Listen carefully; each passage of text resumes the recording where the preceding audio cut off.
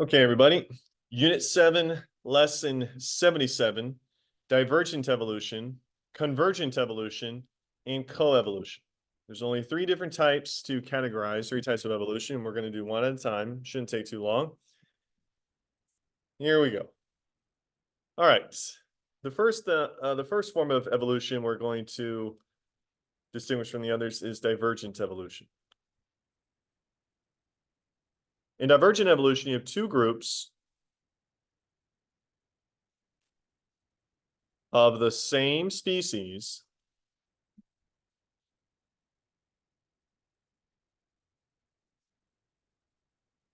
evolve different traits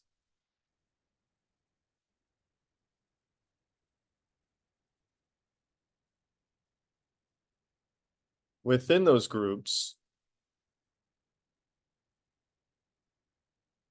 in order to accommodate different pressures, selective pressures, that is. So I have a hypothetical and then I have a true example. So many of you know that Florida has a major Burmese python issue. They're an invasive species that are from Asia, huge snake, amongst the biggest in the world. They're not supposed to be here. They're decimating the Everglades. Well, in Asia, there currently are also populations of Burmese pythons, and that's where they're from. That's where they should be. So let's get in your time machine. You go forward in the future 50 million years from now. Will the Burmese pythons in Florida have evolved the same way as the Burmese pythons in Asia? The answer is no, because Florida has a completely different gambit of selective pressures when compared to the Southeast Asian area. So they're not going to be the same species anymore. They did, however, diverge from a common ancestor. So here's more of a real example. And we've done this one before. The green iguana is from Central and South America. Let's just say the mainland, okay? Well, by some way, shape, or form, these lizards got washed ashore away from Central America, and some of them ended up in the Galapagos. Well, over millions of years, they adapted and evolved and underwent change to accommodate their new environment, and that gave rise to the marine iguanas. And in the same token, some other populations of green iguana went from Central America to the Caribbean islands, Puerto Rico, Hispaniola, Cuba, etc. And that gave rise to the rhinoceros iguana, which is in the Caribbean. So this is an example of divergent evolution. Divergent just means to separate. And there's a key word that I mentioned in class when it comes to these two, and this is known as speciation. Speciation is the opposite of extinction. It's when new species evolve from common ancestors. Another example of speciation, divergent evolution, that is, would be how a gray wolf led to the divergent evolution of all domestic dogs, big and small, and foxes. And there's different types of foxes. There's gray foxes, Arctic foxes, traditional red fox. Also, as a kind of a sub-bullet to divergent evolution is this diagram. This is a feature of Darwin's finches in the Galapagos. This is the original finch that made its way over to the Galapagos Islands, the OG finch. And over millions of years, it diverged into many different species of finches based on the environment, the food availability, the food type, the climate, all those different selective pressures that we've gone over. This is known as adaptive radiation.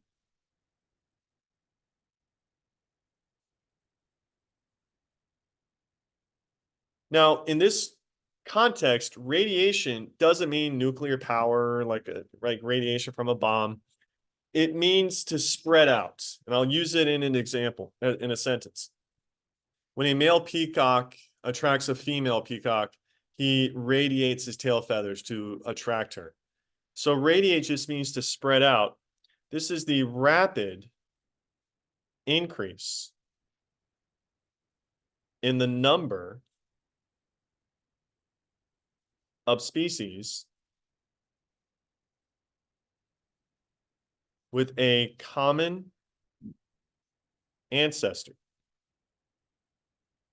characterized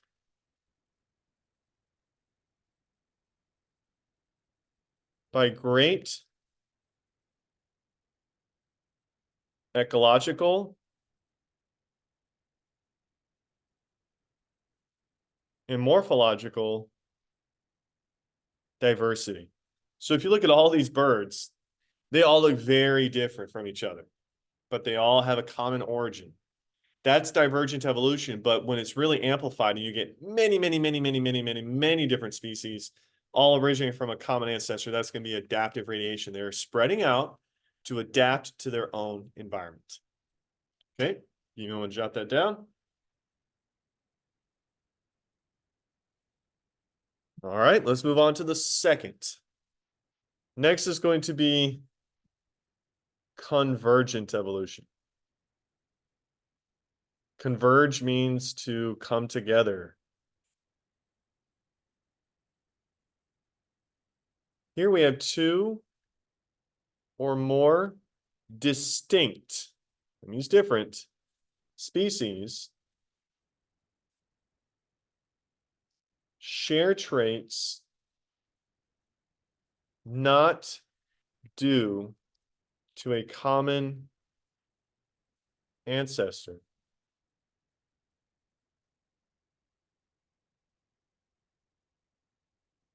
They occupy the same niche, or you pronounce niche, whatever,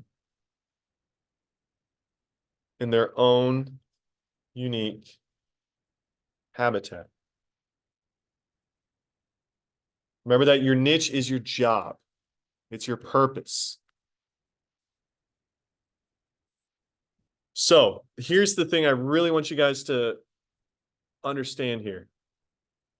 They're not, they don't have a recent common ancestor, not recent.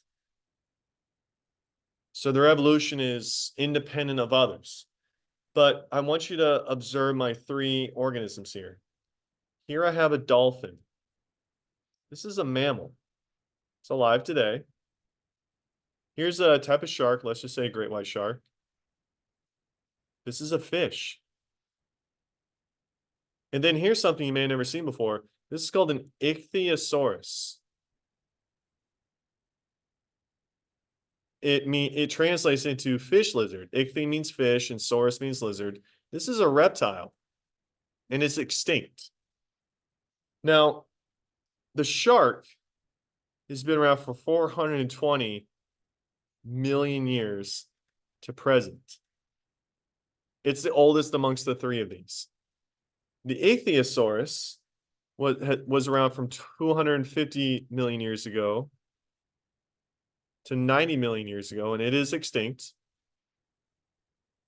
And then the dolphin really didn't show up until 50 million years ago to present. Dolphins are relatively new in the timeline.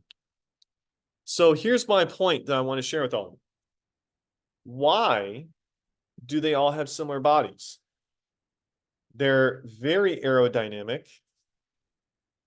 They have dorsal fins. They have powerful tails. And they, believe me when I tell you, they have a mouthful of very sharp teeth. Why do they all have those common traits? And the answer is not common ancestry. Again, the shark did not give way to the rise of a dolphin. If you say common ancestry, you are saying that a shark, some sharks evolved into dolphins. That is not true. Sharks are fish, dolphins are mammals. Their evolution is very different. The reason why is because they all share the same niche. And that niche is top predator in the ocean. And when you are the top predator of the ocean, it would behoove you, it would be in your best interest to fit the part of a predator. And that includes torpedo-like shape, sharp teeth, powerful tail. They're relatively large animals. They're predators.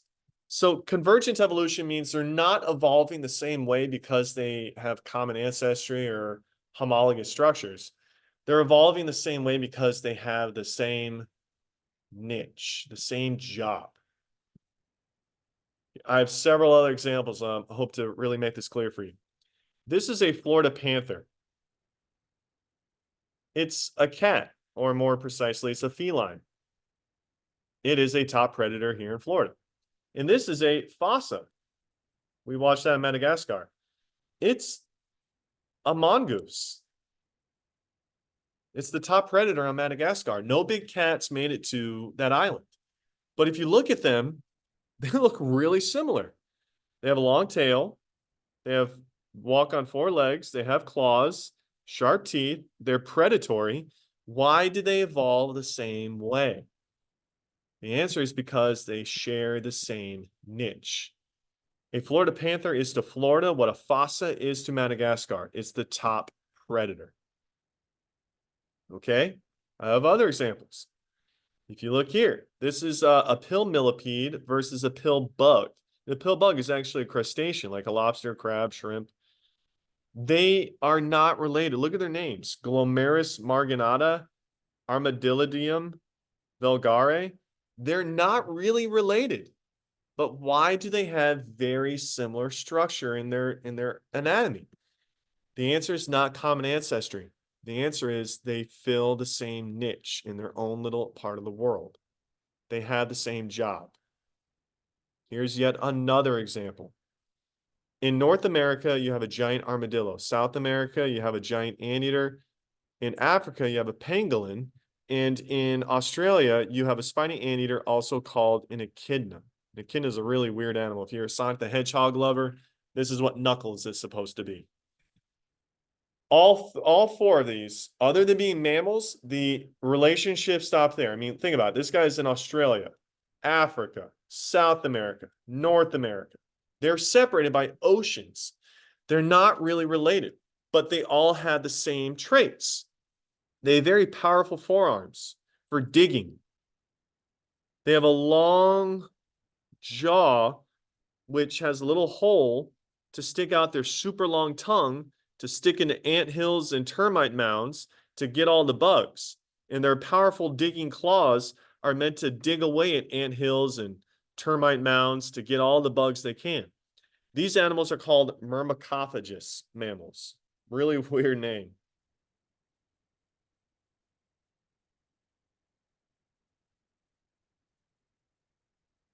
They are not related other than being a mammal. So why in the world did they all evolve the same traits? Hope you're getting it by now. The answer is common, not ancestry, niche. They have a common niche. They all have the same job, just like the panther and the fossa have the same job where they live. The shark, the dolphin, the ichthyosaurus, they all have the same job. They did not evolve the same traits because of ancestry. They evolved the same traits because they had a job to do and they fulfilled that job. I think I have one more example up here. Convergent evolution. You got a bird, you got a bat, you got a butterfly. They don't have a common ancestor, at least not recently. Why do they have all wings? Because they fill the same niche. They likely eat bugs and fruit and other things that require them to fly. That's their niche. So what I really want you to focus on is the difference between having a common ancestor and having a common niche. If you have a common niche, then you are not related to something that looks similar to you. You look the same because you fill the same job. You have the same task. Okay? And then the third and final part of this lesson is coevolution.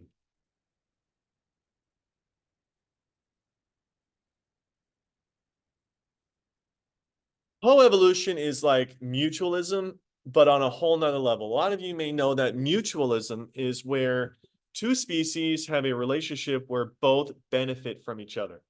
This is like that, but it is on a completely different level, like way up there. In coevolution, two different species evolve together and are dependent on each other.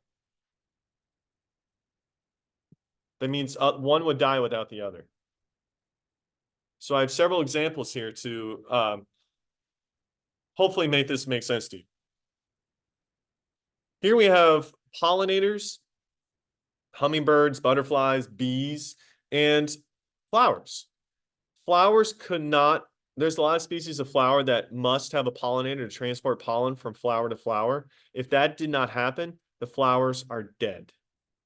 And these animals they feed on the nectar and the pollen gets dust on them. So this butterfly is going to drink some nectar and pollen gets covered all over it. It then goes to another flower and that pollen falls off the butterfly, but in doing so, it fertilizes the flower.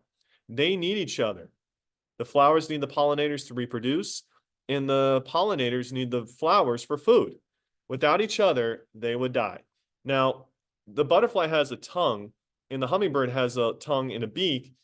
They're perfectly adapted for specific species of flower. They've been evolving with each other for millions upon millions of years. They're adapted for each other.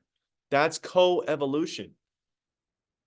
They've guided each other's evolution. The next one is the acacia tree and the acacia ant. This is one of the favorite meals of a giraffe in Africa, the acacia tree. The acacia tree is toxic. It doesn't like to be eaten, but the giraffe has very potent slobber, drool, that neutralizes the poison that's found in the plant. So if you look closely, you see spines all over the tree. The giraffe has a very powerful tongue that gets around those thorns. So the third form of defense is the ant. These ants live in the tree. There's actually hollow specific points in the tree where the ants live. And when the giraffe comes along and shakes the tree while feeding it, the ants will be alerted, climb all over the giraffe, get in his mouth, go up its nostrils, into his eyes, and just bite and sting and prompt the giraffe to go away. The tree and the ant have co-evolved.